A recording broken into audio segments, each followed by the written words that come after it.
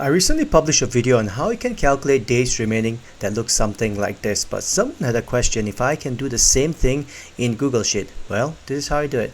You start off by calculating the number of days left from today along with column B. So what I mean by that is that you use a function called today minus the date line on column B like this and hit enter. After that, you can apply the same formula to the rest of the row by either clicking on this fill handler or on that pop-up window there on Google Sheet. Now you want to customize it so that it displays a text saying days remaining, days overdue, and days today. The way to get around that will be highlight all your column C data here like this, and you go format, number, custom number format.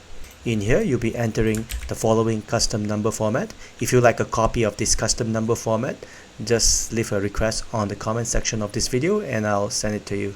And then after that, hit apply and it should look something like that. Now to color code this, make sure you're still selecting all the rows on column C like this.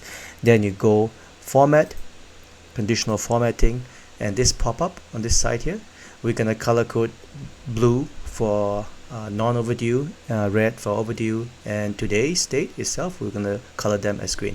Let's start off with overdue.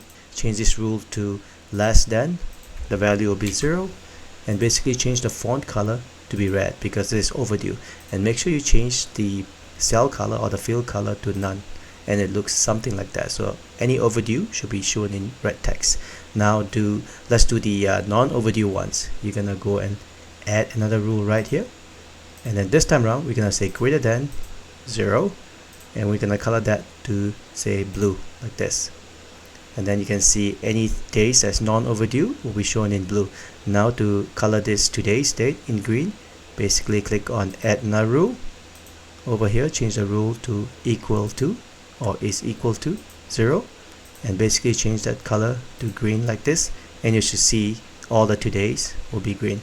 And after that done, and after that, let's close this side pop-up window here, and then that particular task is complete.